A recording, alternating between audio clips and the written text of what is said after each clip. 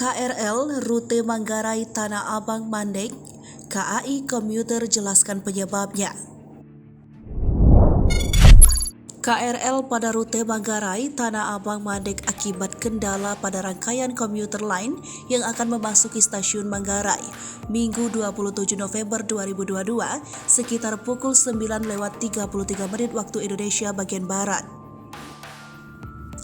VP Corporate Security KAI Komuter, Anne Purba menyampaikan, kendala tersebut kembali terjadi pada rangkaian komuter lain yang sebelumnya mengalami anjlok di stasiun Kampung Badan. Rencananya, rangkaian tersebut akan ditarik dengan kereta penolong menuju Balai Yasa Manggarai untuk dilakukan pemeriksaan dan perbaikan lebih lanjut.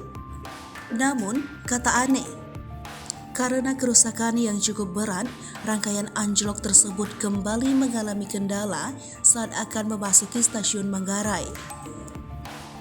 Akibatnya, perjalanan komuter lain lintas Manggarai Tanah Abang maupun sebaliknya tidak bisa dilalui. Anne menambahkan, saat ini petugas gabungan dari KAI Komuter dan KAI Daerah Operasional 1 Jakarta sedang melakukan proses penanganan kendala tersebut. Atas kejadian tersebut, kata Anne, KAI Komuter memohon maaf kepada seluruh pengguna jasa yang menggunakan jalur tersebut.